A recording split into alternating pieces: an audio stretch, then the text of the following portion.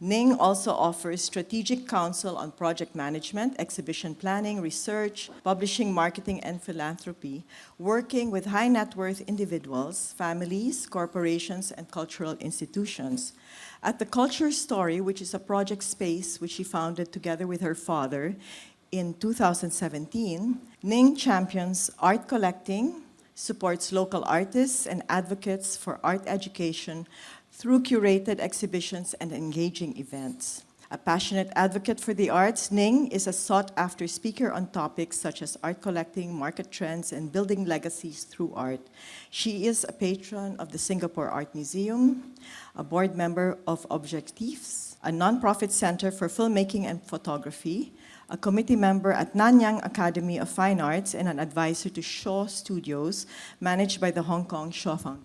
Christopher Noe is an art entrepreneur, art advisor, and author, and known as the co-founder of Larry's List, who many of you may be familiar with. He was previously a management consultant and then decided to switch industries and work in the contemporary art scene, initially focusing on Chinese contemporary art. Later, he co-founded Larry's List, the leading art market knowledge company providing data, research, and access to contemporary art collectors. He has edited and published a number of books and reports, including a catalog raisonné for the painter Liu Ye, who is a Chinese contemporary artist, the Private Museum Report, which is a global overview on the landscape of privately funded contemporary art museums, the Next Gen Art Collectors Report, a survey on art collectors below the age of 40, and the best-selling guidebooks with the enchanting name of How Not to Fuck Up Your Art World Happiness, Volume 1 and 2. Christoph also advises a number of corporates, including Porsche, Rolls-Royce, and Hugo Boss on their art engagements and collections. For Hugo Boss, he helped set up the biennial Hugo Boss Asia Art Award, which has been recognized as one of the most acclaimed awards for emerging artists in Asia, contributing to the art ecology in China and beyond. Together, they will reflect on their unique career paths, their shared passion for connecting people through art, and their ongoing commitment to shaping the industry with insight and purpose. Christoph and Ning, thank you. Good morning. Good morning.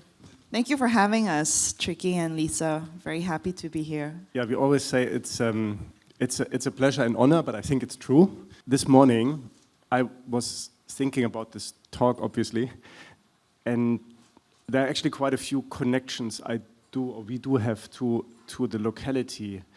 And as Lisa mentioned in the beginning, I was very excited yesterday to see some collector homes, and I found a publication called HBAA, the Hugo Boss Asia Art Award in 2015. And one of the winners was, no, actually not one of the winners, the winner was Maria Taniguchi. And we saw also her exhibition, and this was very exciting. At the same time, I realized that's 10 years ago. Yeah, so I think this really kind of connects again here to being here today. And yeah, thanks for the invitation and for having this conversation, which we try to make a bit unscripted, a bit informal. We have a few PowerPoints, but we don't have PowerPoints for 1 hour, so we can have a conversation. Thank you. Shall I start? With the presentation, of course. Of course, please. We are prepared, don't worry. Okay, we have some slides, but maybe I will go a few steps back and just introduce myself properly. Some highlights of my resume. My background in university was actually in economics and economic history. I studied at LSE, but very quickly, midway through the degree, I knew that I didn't want to go into banking or finance, but I still completed my degree, and my parents let me take a gap year, so I went home back to Singapore, and I found my own way into art. Even though my dad was already, collecting for 15, 20 years, I never thought of it as a viable career. I started to study art history on my own through the books and the monologues and catalogs that he had already collected in our home. And I said, okay, I'm interested. I will go back and study, but I only want to do an MA. So I applied to Christie's in London, Christie's Education of Art, and that was my bridge to the art world. And after I graduated with that, I stayed on in London and I worked for 2 years, primarily in the commercial market, so galleries, auction houses. Ever since then, everything I've learned about the art world is through hands-on work experiences, both glamorous work experiences and the non-glamorous side of things. So when I was working at the galleries and the auction houses, I was very much in the back end of things. I wasn't doing sales because you're too young to be handling sales. So we were, tasked with archiving, collecting press every day, working with directors who were working with artists directly. So very, very boring stuff, but very important work to make sure that all the information with regards to output, documentation, photography, articles, writing was all properly documented in the CRM, in the system. So at any one time, if somebody in Zurich or London or New York needed something, they would all refer to the main database. So I think that's where some of this idea for FOFA kind of came from. And then very quickly, I came home in 2010 to Singapore. And at that time, in 2010, the commercial landscape was still pretty young. I mean, we have, a good, say, 15, 20 homegrown local galleries, but we didn't have, big art fairs. And the auction houses at that time had already more or less migrated to Hong Kong in terms of sales. So I took the first job offer I had, which was to work for the National Arts Council. Some of you would know that in Singapore, the government is very, very, very active, very involved, very supportive with arts and culture. And I spent 5 very formative years there. And I will always credit the NEC for giving me that, not foothold, but giving me that overview, because you're right at the nerve center of the art ecosystem, particularly in Singapore. So I got to know all the artists, all the important artists today who are promoting Singapore on the world stage. We were in direct communication with them. We gave them grants. We supported them at the Venice Biennale. We also worked with the institutions, the museums, and also the commercial players, because we were starting to see, the formation of Gilman Barracks, Art Stage, the Fair, and then now Art SG. We also had to work very closely with other government agencies, including the Tourism Board and the Economic Development Board. So all these connections and network I still maintain very close ties with them. And I think like in any industry or business, it's all about relationships and network and building a genuine rapport with your colleagues, right? Whether bosses, colleagues, or even the junior members of the team. Because 5 years, 10 years later, they're going to be somewhere. And you may very well end up working with them one day. And then after working for other people, I was sort of hitting a bit of a ceiling. And I wanted to take a break because I felt like I wasn't really contributing, or the needle wasn't moving enough for me at that time. And so I told my dad, can I just take 6 months break? I want to travel. I want to see my friends. I just want to have fun. And then he said, yeah, but my art collection, your uncle is going to move out of his office, and the collection was with him at the time. Can you help me to pack things up or, catalog it? And I said, okay, yeah, I could do this for a month. And then when I looked at the number of works, I said, oh my goodness. 2 months. So altogether, it took me 6 months. And that was my break. At that moment, it was an opportunity. He said, why don't you take over your uncle's office? We'll renovate it. And why don't you walk the talk? You keep complaining that there are, things not being done, or you like to see more of this. Why don't you try it out? And you can give it, I'll support you for 2 years. And I said, okay. So within 2 months, we sort of quickly crystallized a vision for the culture story. And at the same time, I was also cataloging his work. And primarily, so the culture story is a private gallery. We don't call it a museum. Like, it's a bit embarrassing. It's really a private gallery, and it serves 3 functions. One, it's a gallery where we can showcase works from the collection. It's a storage area, and it's also a small office area. And there are 2 main pillars of exhibition or programming that we do. One is exhibitions, and the other one is outreach and education. So we do about 3 to 4 shows a year. And we always try to put our best exhibition forward during Singapore Art Week, which is in January every year. But besides doing exhibitions and talks, we also dabble in projects. So the first picture, the first large-scale exhibition we did for Singapore's one of the leading abstract painters called Wong Keen. He's 85 this year. And this is a very, very interesting and very important body of work that he has been working on for 6 years prior to 2012. And he didn't have the confidence to show it in Singapore because it's not pretty pictures. It's not, pretty paintings. But when Dad and I went to the studio, and we've already been buying his work through the gallery, we said, how is it that you're not showing this work? You ought to share at least and see what the response is like.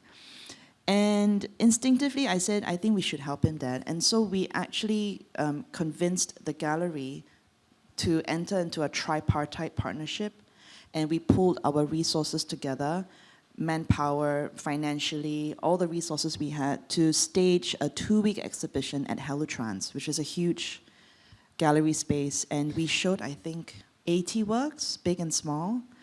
And we also helped him to organize a VIP dinner for some of his old patrons and some of the younger ones who are interested. And we also invited museum curators, some media, and also his artist friends. And actually, we told a very compelling story to the media.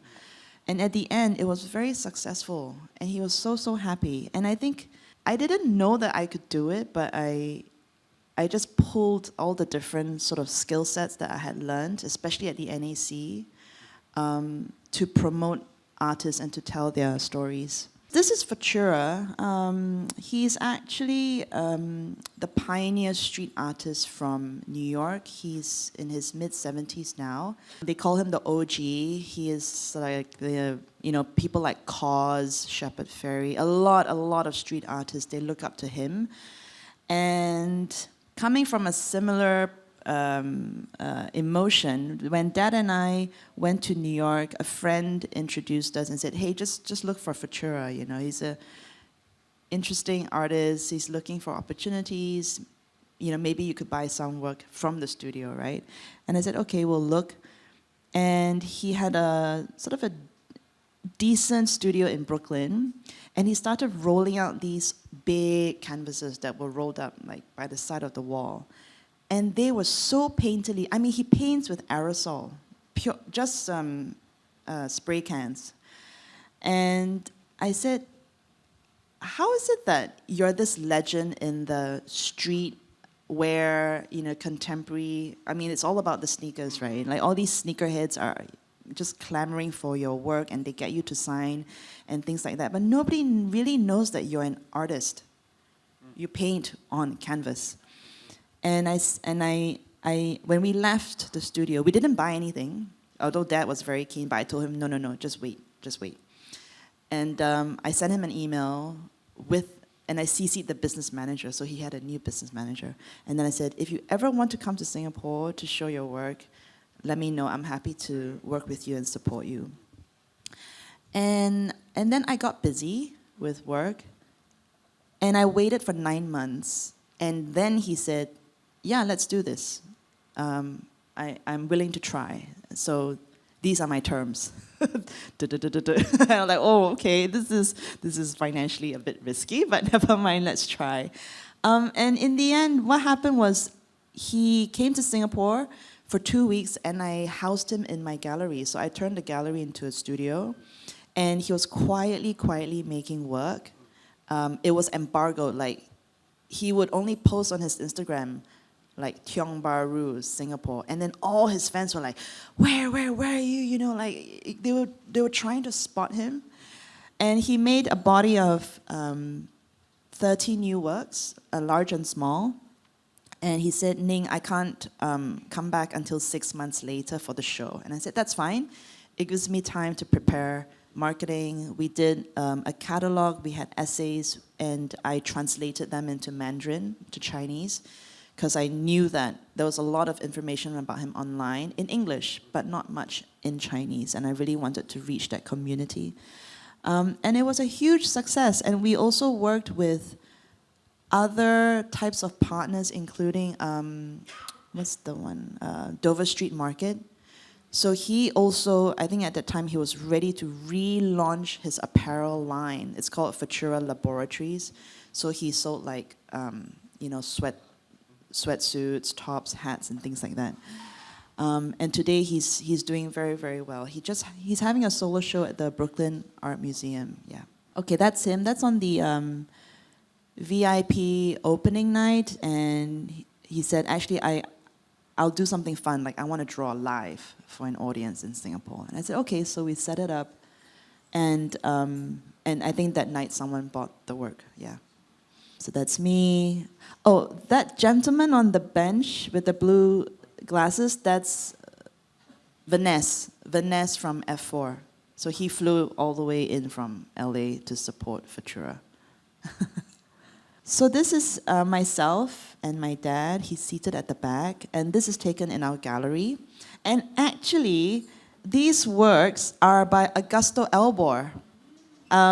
Those ones over there. And actually, this one is half of a diptych, and I feel it's a very important work, actually, which should come back to the Philippines at some point.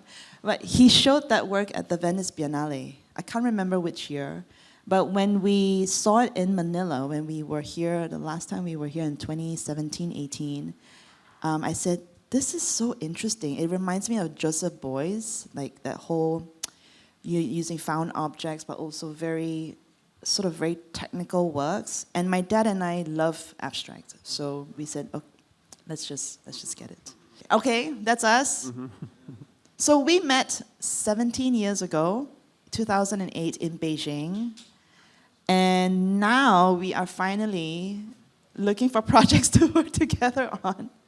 So I'll just finish very quickly. So this was taken 2 years ago in Singapore, where we supported a friend and a client who's a Hong Kong-based female Chinese art collector. She wanted to do a pop-up in Singapore. And he called me saying, hey, Ning, you're in Singapore. Can you help us? Let's work together on this. And I said, yeah, very happy to do that. So we helped Chloe with the installation. We helped her with arts PR. So I got her some press, and we also invited the important people, the community from both the museum side and the collecting side in Singapore for the opening. In my own business, Family Office for Art, we also work with institutions to stage, curate, program symposium-style conferences. So this is something that we did with NAC, and the topic was about the creative economy. This is the second year we did it, and we invited Dr. Andy Pratt from the UK, who's a doctorate lecturer on the creative economy from the UK, City University. Very, very interesting. He was so compelling. Everyone really enjoyed that session. And finally, I was here in Manila this time last year when I was invited by Silver Lens to talk about best practices when it comes to art collection management and estate planning. That's me. Thank you. Thank you. Oh. Over to you. Okay. We do have some parallels in our development, because I also studied business and economics, which was the preferred choice by my parents, I think. And they were also happy that after the studies, I got a real job at Siemens as a management consulting. And I worked in Munich first. That's where they're headquartered. And 2 years later, they said, we're opening an office in Beijing. Do you want to go? And I think they did not ask me because I was the most qualified to go, but no one else wanted to go. And I said, of course. So 2004, I moved to Beijing. And having studied business and economics, I somehow had an interest in markets. And the art industry is no exception, it's also a market. So I was curious to understand more the market dynamics. And I had very quickly a feeling that the market dynamics are very, very different to a lot of other markets. And I got very fascinated. Now, what was quite handy is that I I don't know if someone has been to Beijing in the last years. That's the China headquarters in a part called Wanjing. It's from the airport to the city, and at that time I didn't work in the tower. It wasn't finished, but luckily it's very close to the main art area, which is called Tijo Bar 798. So during my lunch break, I had the chance to see some artists and some artist studios, and at this time it was very welcoming. I mean, anyway, China topic is difficult. I don't want to touch it too much, but it was very welcoming. It was a very amazing moment. 2005, 2006, you would go to studios, you would go to Ai Weiwei, you see Zheng Fanzi, you see Ning Chong, they're all running around. So it was a very open community, and I did not have to really justify too much my background and say, hey, I'm working over there at Siemens and I'm a consultant, but I want to see the art. You were part of, quickly, of the community. And I enjoyed that there very much. And 2 years after, I think I was the only expat who ever left the expat contract for Siemens. And I said, I'm resigning. And they said, you know, why? What's the problem? I said, maybe I feel that corporate is not fully reflecting what I want to do. And as often we say, I want to do something with arts, and it was exactly like this. I want to do something with arts, and I had no idea what this means. And we started different things, and having this network to the Chinese artists, we started to create shows, to do exhibitions, to work as a bridge somehow between China and Europe, I feel, and I felt a bit like a cultural ambassador in a way, because at the end of the day, it's not only the art you're talking about, but it's also about culture and networking, and I found this quite meaningful at this moment. And this were a few shows we curated in Berlin. This was a show with the artist Li Hui, who was had a fantastic laser light installations. Then bringing this over, installing with the artist was something I found quite inspiring and exciting. And then I also met artists like Lu Ye, who you're maybe familiar with, most expensive Chinese artist, especially considering the size of the works, which are sometimes only 20 by 30 centimeters. So I published the first catalogue raisonné for Chinese artists ever, and working with him quite closely. And then, based on, let's say, also a quite strong corporate experience, I realized that I can be quite useful to make a bridge between then the artist community and their ideas and the corporate brand. And I've continued my work to very much into luxury, fashion, and automotive, to conceive projects with them together. Very often one side needs exposure and content and the other side needs money. So I made many happy marriages. Yeah, marriage is too much. Relationships, yeah, partnerships, exactly. Marriages too. Yeah, oh God, yeah, the wrong word. Yeah, partnerships for a certain time. And this was a project we have done also with the rock band, the museum where Maria Taniguchi had her solo show her award in 2015, which was really, really amazing. And looking back, that's a project I'm quite excited about, because I think we could contribute also to her career and to give visibility on a quite, not only on Asia, but on a global stage. And the brand was excited to explore opportunities. And of course, it's a marketing exercise to a certain way. Corporate social responsibility would be another topic, but yes, it's part of it, but there are also very clear KPIs now for brands. And then again, I think it makes sense to have someone who is on one side passionate for the art, but on the other hand also quite rational and knows how to work with a spreadsheet. I think that's one of the things I'm still happy about. Maybe my PowerPoints are not so amazing, but I think for Excel I'm quite good maybe, right? So to be in the art industry, we often have many ideas. We have so many ideas. We have ideas every day. A lot of these great ideas, they maybe are not realized because then people don't know how to do the next steps. The budgeting, the project management, the planning, putting things on paper and execute them. And that's something I feel quite comfortable with. So this was a project we did together with Rolls-Royce. And then this is a project, again, as Ning said, if I would do something in Singapore, I would, I think, legally not allowed to work without you. But also, I would not feel comfortable to work without you. It's a marriage. And it's a marriage, exactly. 18 years, happy still. And this is a project we have done for Porsche, quite prominently. It was before in Paris and afterwards at another in Milan, exactly. And yeah, that's the Milano project. Again, this is now a very, let's say, a very random picture, but I want to tell you the story of this one. It's, again, a brand comes with this idea, let's do something in art, and we had to make a proposal for a very busy period of the year for Salone de Mobile in Milan. So that was home turf, first time I've done a project there, and they said, oh, we have to do something amazing. And it's the first time they engaged in the art. So something amazing, and that's a great briefing. We do something amazing, and then the second question is, what's the budget? And then the answer, usually the excitement goes down a bit. And for this case, we have selected a Berlin-based artist who curated this flower garden in a palazzo, and we had a ballet of roses in the air, flying with the drones. It was the best show of that year, not voted by myself, but by the media. And for a newcomer, I mean, even if it's a big brand, we were very excited to have, I think, 80,000 visitors. So KPIs are important also in the art industry, not for everyone, and I think we also have to be careful that we not over-corporate the art world, but then again, for a lot of projects, it's not bad to actually ask what you want to achieve. What's your target? What's your audience? And I think this is how we approach things. And then again, a bit nerdy,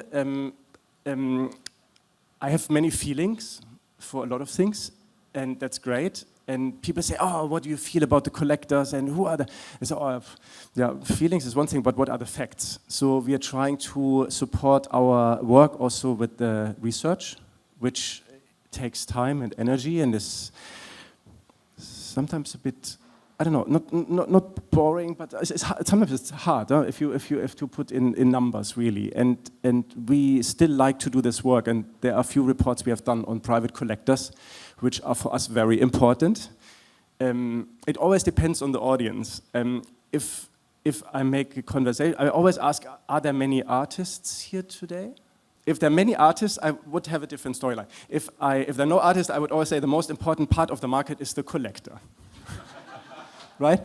So that's somehow what we are convinced about, because they're fueling the market, and they are the ones who are making a lot of our work actually possible. So we started this research called Larry's List, and we published reports, the Art Collector Report, and then also the Private Art Museum Report that was just came out again 2022 with a global survey, and the numbers we have proposed are the numbers that are used in the industry in regard to private contemporary art museums. And then this is a bit from the research, this is the more entertaining part. A lot of people would know us via our Instagram. We did not start as an Instagram account, we started as a website, because when we started, Instagram was not so popular. And we started with interviews on collectors. We have done over 300 collector interviews by now.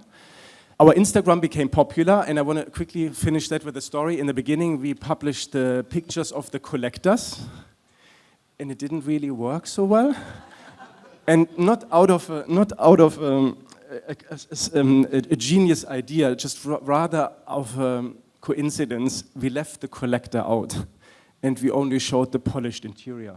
And suddenly the Instagram account exploded, and people enjoyed rather to see. It's a bit like a voyeur. You're looking inside. You're seeing how people live, how they put art and furniture and design together. And I must say, after all these years we have done it, I'm still excited to see our pictures and to see how people orchestrate art and how they live. So for us to see collections and to go to collectors' homes is still something I really, really enjoy, and I'm quite privileged about. And this is the positive side of things, yeah. And then over the time, I realized also that a lot of things in our beloved art industry I'm not enjoying so much, because we are all pretending to be so nice to each other and have all these ideas and values. I think it's not true. I think we are like any other industry. Compared to fashion, fashion is more honest. In the fashion, you always say, yeah, these are the fashion people, they're all a bit, they're all assholes. In the art industry, we're all going to say, oh, no, we have these ideas, we're all wonderful, we all love each other, respect, and community, which is bullshit. Huh? So I became very unhappy, I must say. I think 2 years ago, and during COVID time, I think things were put together. I couldn't travel, I couldn't come to Asia and so on. And then I said, maybe I'd use this as an exercise and write down all my concerns. So I wrote, it's a bit self-therapy. So I wrote and wrote and wrote. I wrote a whole summer. And after the summer, I said, I think it's actually not so bad. Maybe other people resonate with my ideas. And then I published the book. And it became a bestseller, which is actually, it's in the art industry, a bestseller is very few copies. It's like 25 copies, and then you are a bestseller on Amazon. You can create a bestseller yourself, yeah, if you know the dynamics. So don't be too impressed. At the same time, I was happy to receive a lot of positive feedback. I was happy, of course, flattered, but at the same time, I was very, I was not comfortable because I realized also a lot of other people have the same concerns.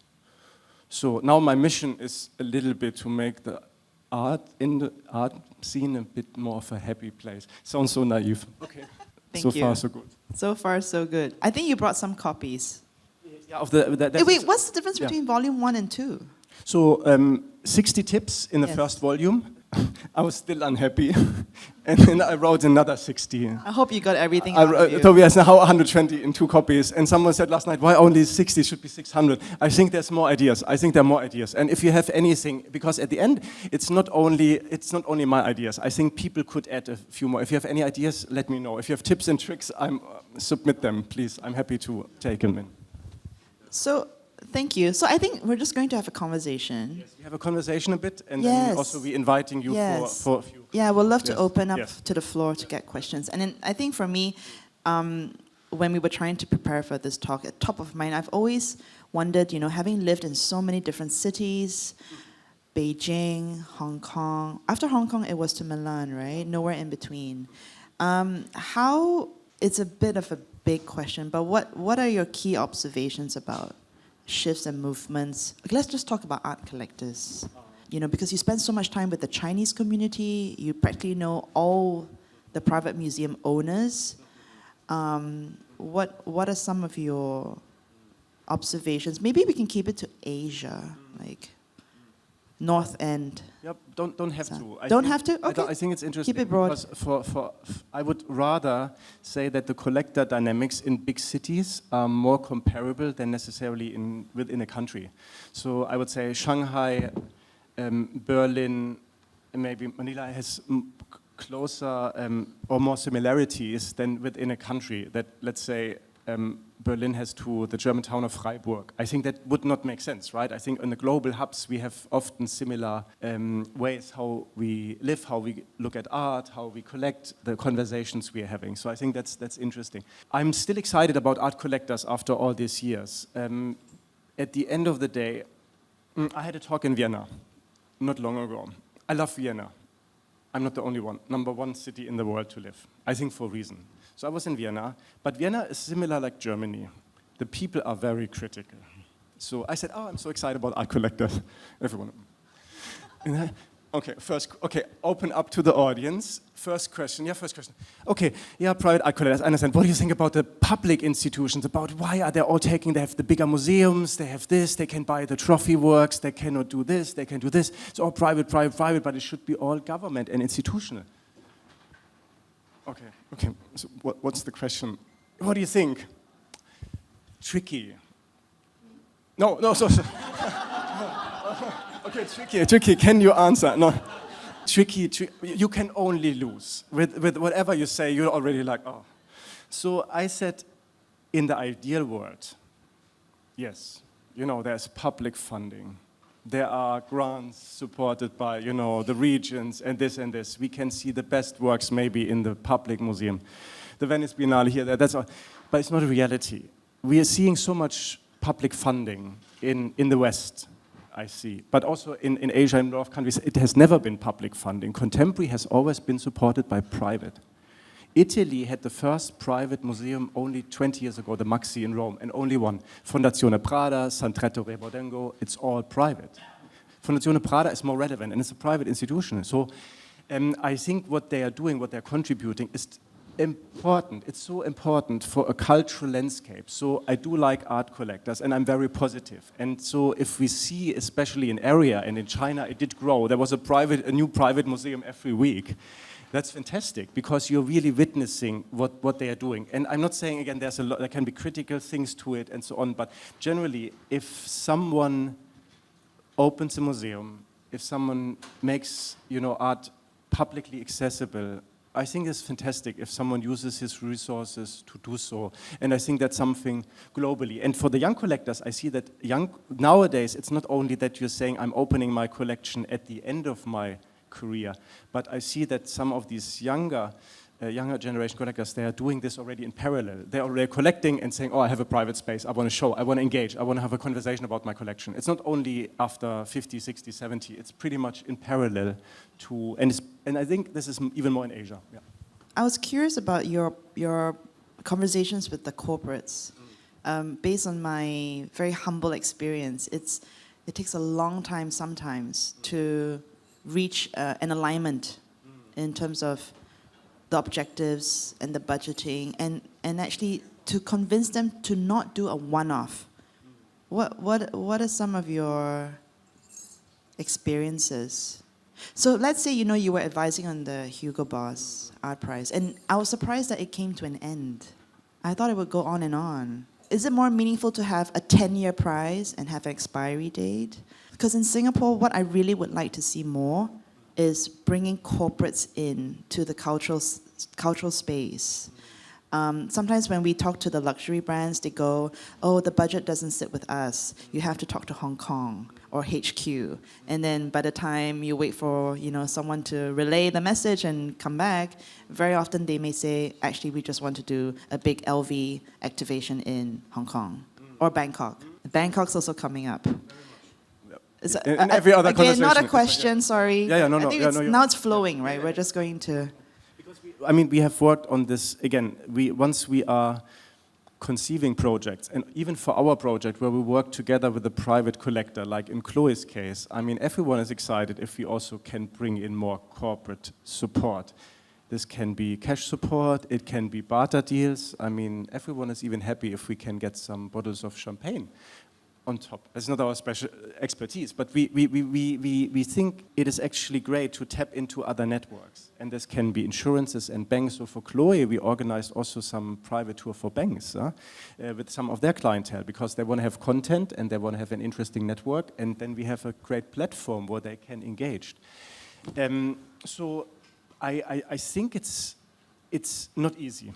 It's not easy. Especially it's not easy if you're just asking for money. I think these times are somehow, maybe I never experienced them. But I think there was maybe a moment when you could rather come and say, okay, we need cash. Okay, yes, cash. Not anymore. You have to come up with very clear deliverables. But I think that's not a problem. A friend of mine, he was head of Porsche Marketing China. And what he did is he sponsored a fair in Shanghai, Art 021, which some of you might be familiar with. And his position at the fair was right at the entrance, so every visitor had to go through, and he connected to his CRM system. So he collected about 8,000 contacts over these 5 days. So out of these 8,000 contacts in the CRM system, you are translating them into some leads.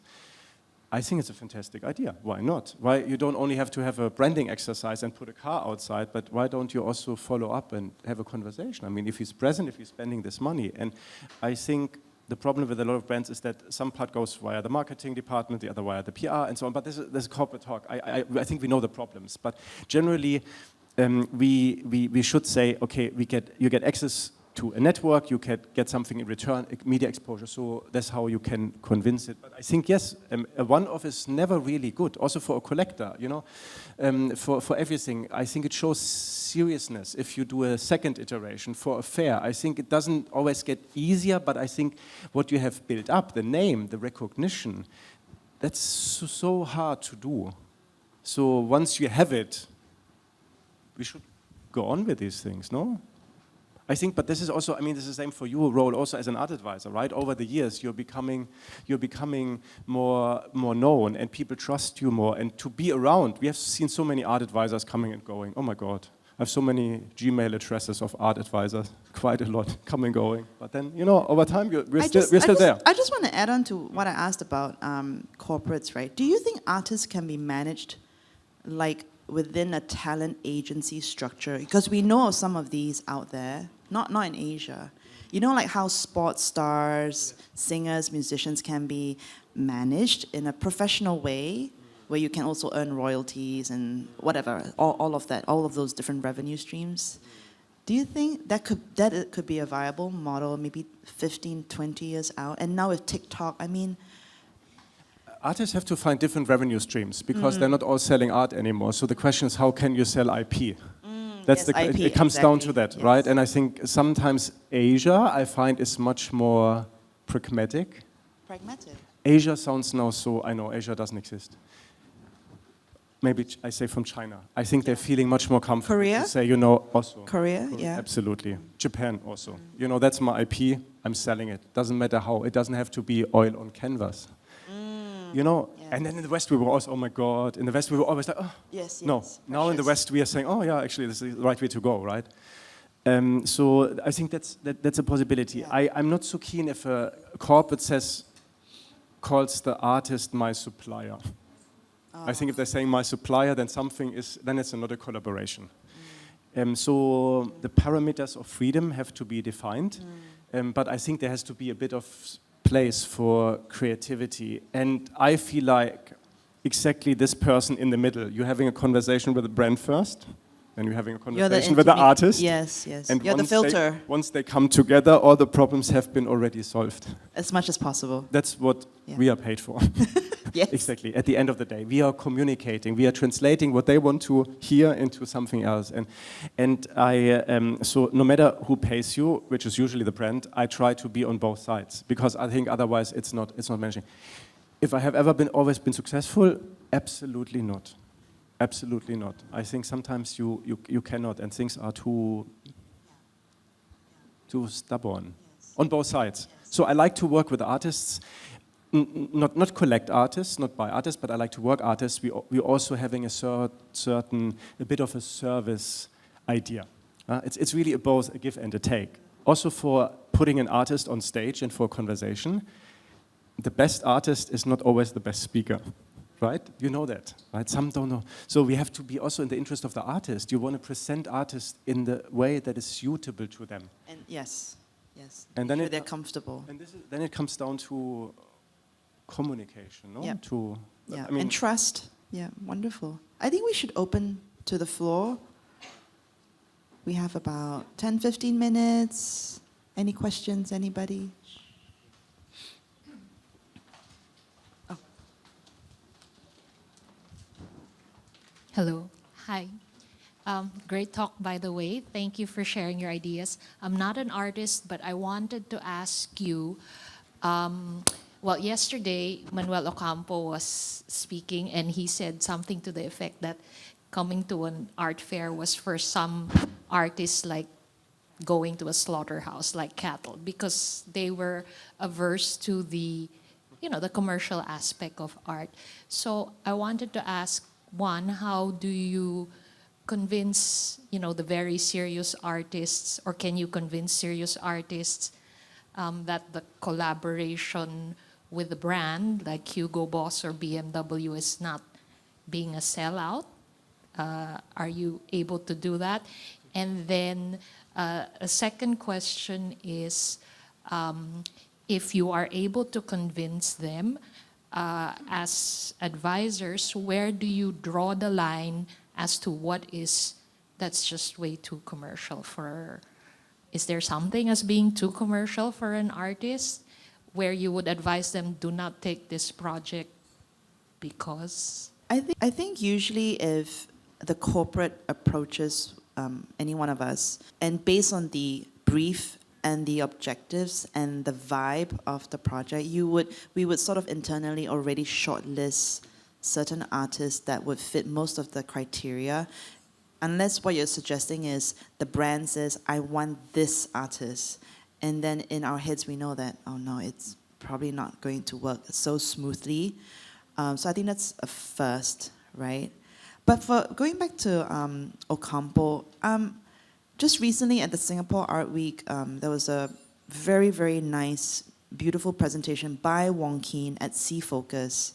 And normally he doesn't, he's not a song and dance kind of a artist, if you know what I mean. He's quite serious. He's a lot older. He's in his mid-80s. But we always, Dad and I and the gallery who represents it, we always remark that when he's there in the space and people look at his work and then they realize, oh, he's the artist, and then they talk to him, it really brings the work alive, even just by listening to him for 2, 3, 5 minutes, because you really get a sense of his philosophy and his life, even though he's actually a man of few words. But whatever he says is like, oh, I get it.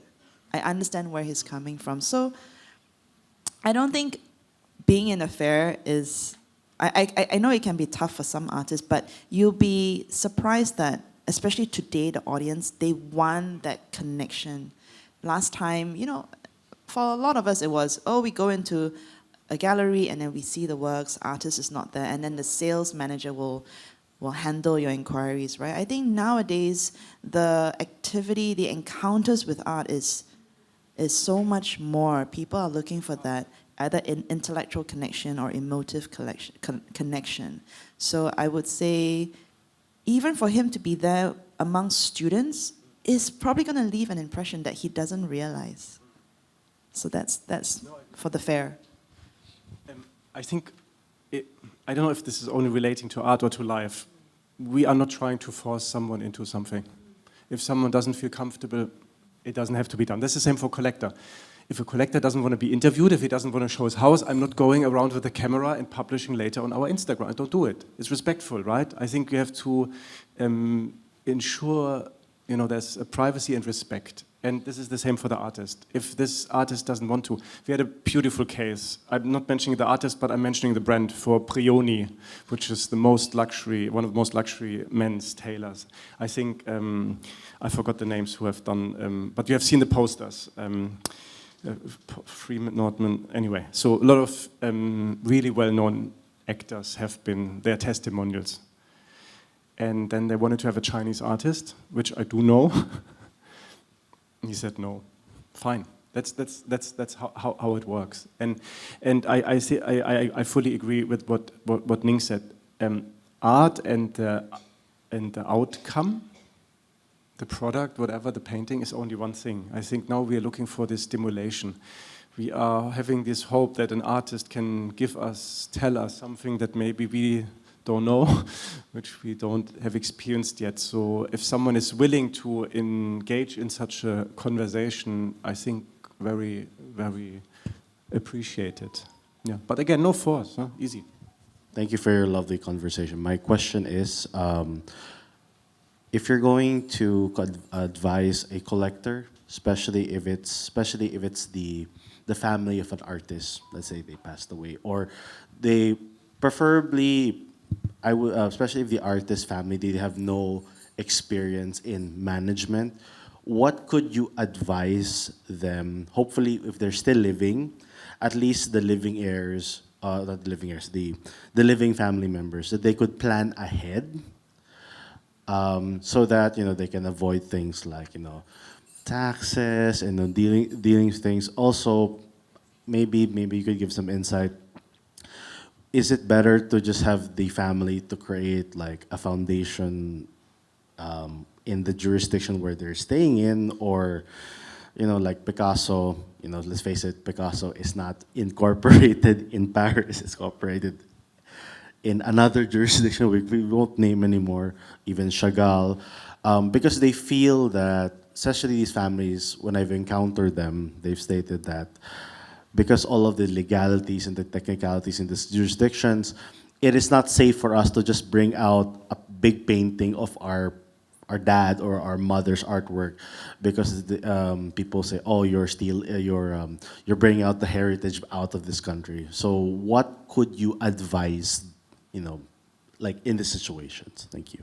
There isn't an easy answer. It's really quite a loaded question.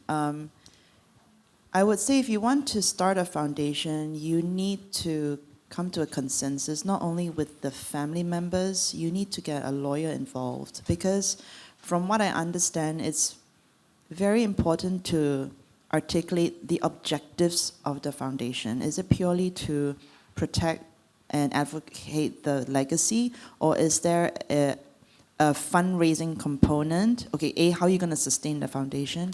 Are there educational objectives? Is there give back, that philanthropy angle? So all of that needs to be thought through, and it will take a process, it will take time. For the estate alone, at the very least, you need to do an inventory, very, very thorough cataloging of all the output, all the works of art. And then if you have the bandwidth and the time and the resources to also then archive letters, any photographs, anything, sketches, anything else that is part of the body of work, and that also is very time consuming. And then once you get the inventory down, have it in a thumb drive, a big thumb drive, but also maybe either come up with your own CRM or put it on cloud, so have a backup. There's a lot to consider. Do family members want to keep certain works? Do you want to donate? I'm not familiar with the tax system here in the Philippines, but as you know, like in the US and Europe, there is inheritance tax. So at some point, you have to consult a tax lawyer. And it also depends on where the works are stored. If it's in different jurisdictions, it's subject to different tax implications, and also where the domicile or the principal was based. It can be quite complex, but it's a very meaningful endeavor. So it's very important that the people who are involved, and maybe not all family members want to be involved, and to actually have it down, written in a document, that cannot be overstated. And Document it and sign off. You have to, because otherwise later on, it's he said, she said, and then no one has kept minutes or records. So that's quite important as a first step, I think. Yeah. not everything is as harmonious as Mr. Chong and Ning. That's a beautiful example of two generations working lovely together, sharing passion, traveling together. I would not do this with my brother. I have consulted families on PR, crisis communication, when the father, the collector, passed away, and now it's the question among the 6 siblings what to do with the museum, what to do with the collection. Ideally, you start early, when someone is still alive, and you actually know. Oh, that's a complicated story. It's a first wife, second wife, blah, blah, blah, kids older than the, whatever. And then you are having these conversations, said, okay, who actually exactly was, who said what do you do? I think that it's war. It's war, right? So, and then even if you then want to try a foundation at this moment, maybe it's not possible anymore, because you're only having 1/4 or 1/6 of the vote over that.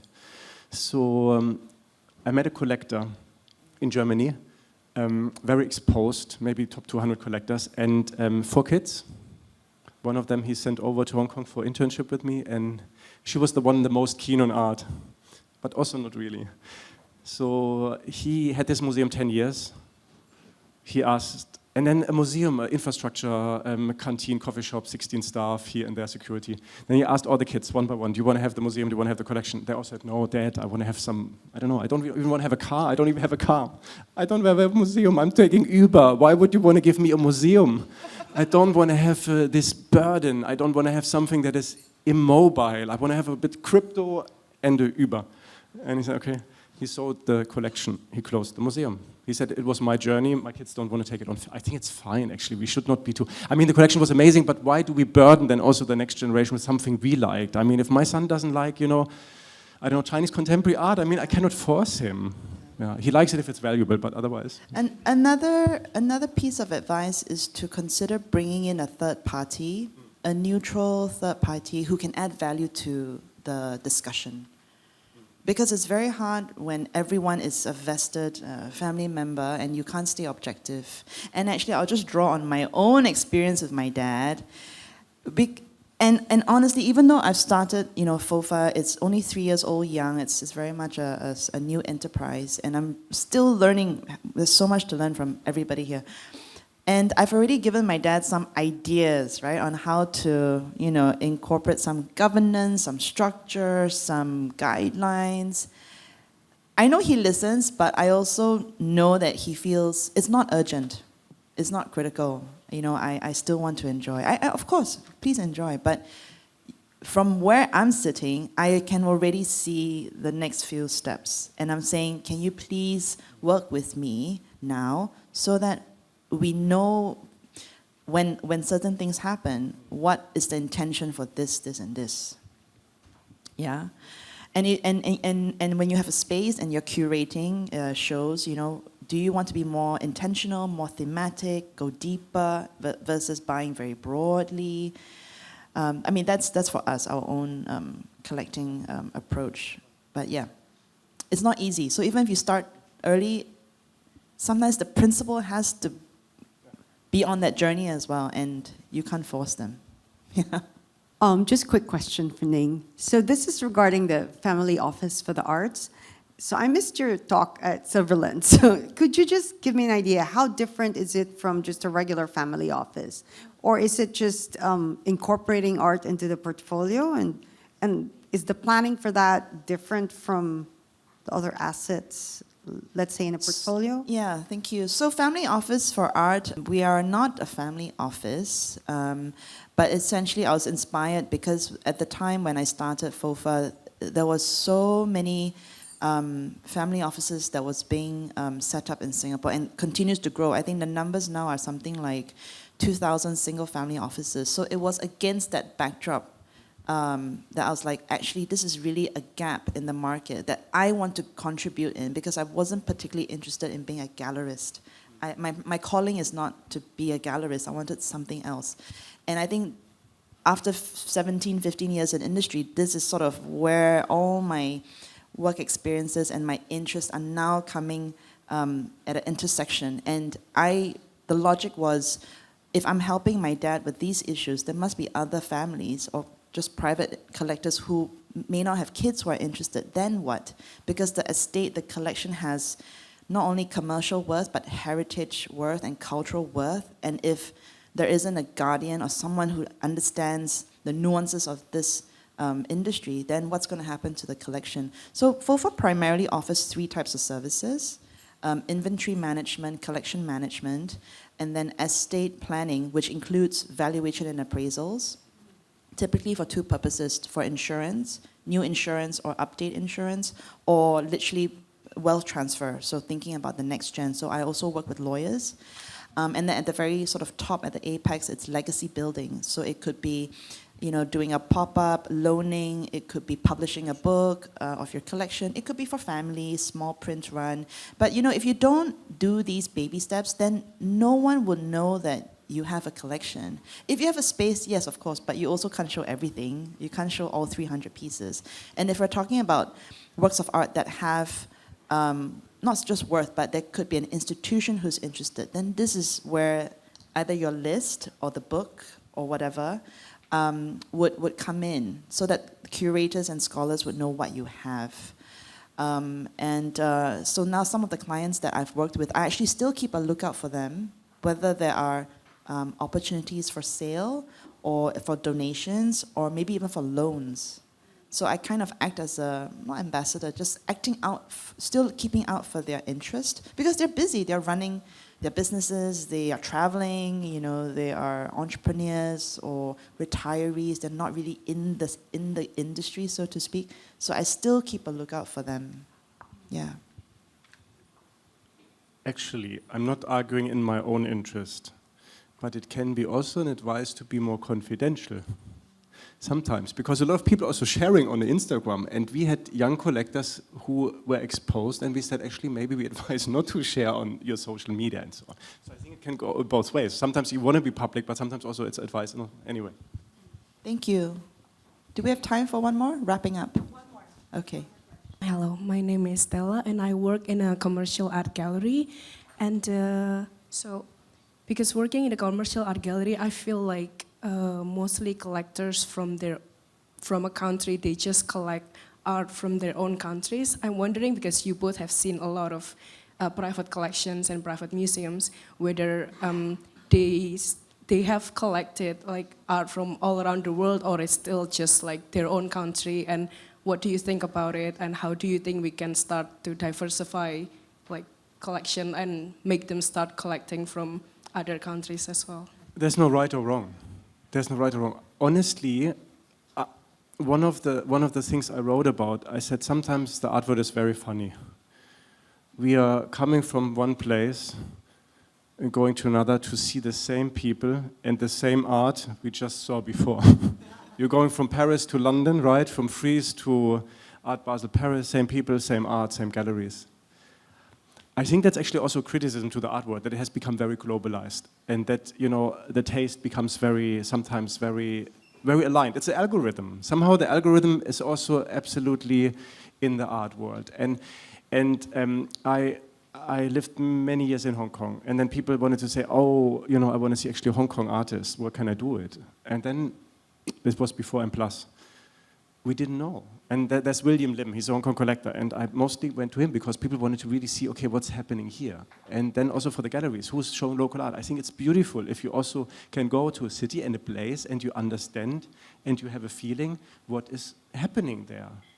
If everything is global, I mean, again, the mission of the museum can be so diverse. There are some museums which saying, actually, we want to bring the art from the global to the local audience, like Long Museum is doing in Shanghai. They have the Modigliani and this one and the masterpiece to say, okay, no other museum has it, so we also want to show those Western international masterworks for a local audience. That's also a mission. But then there are others who are saying, okay, I'm going into the locality and I'm showing what's there. So for me, I think the collector has to do something that he feels comfortable with. But I'm not a fan of saying, oh, international and West is all automatically more important. I think we have to be very, very critical also with that. But for me, also a lot of things look the same. LA, Berlin, you don't know. I think also becoming too exchangeable. Actually, I do like if there's a strong visual identity, if you can recognize names. That's also what I liked about the Chinese artist. You know, these big eyes, maybe you don't like them or not, but Zhang Xiaogang, you know, Zhang Xiaogang.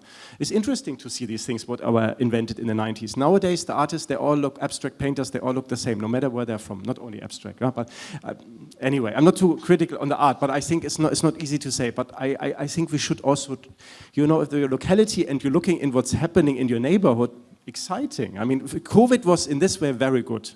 I didn't travel. I looked more what's happening in the Italian art in Milan, and suddenly I realized, oh, I don't have to travel back again to here and there. There's cool artists also just down the street. I echo your sentiments, yeah. I think it really depends on the collector profile. India, same. Singapore too. Yeah. And the Philippines. Yes. Thank you. Okay. On behalf of the art fair, I'd like to thank Ning and Christoph for coming to visit the art fair and to share your knowledge with all of us. And it's been very interesting to see where your journey took you from the initial connection with art. It's brought them quite far places that, you know, we can all kind of identify with, and the insights you've shared are really important for us as collectors and even us as organizers of an art fair. So thank you very much, and thank you to the audience for coming today. Thank you. Thank you. Have a good afternoon.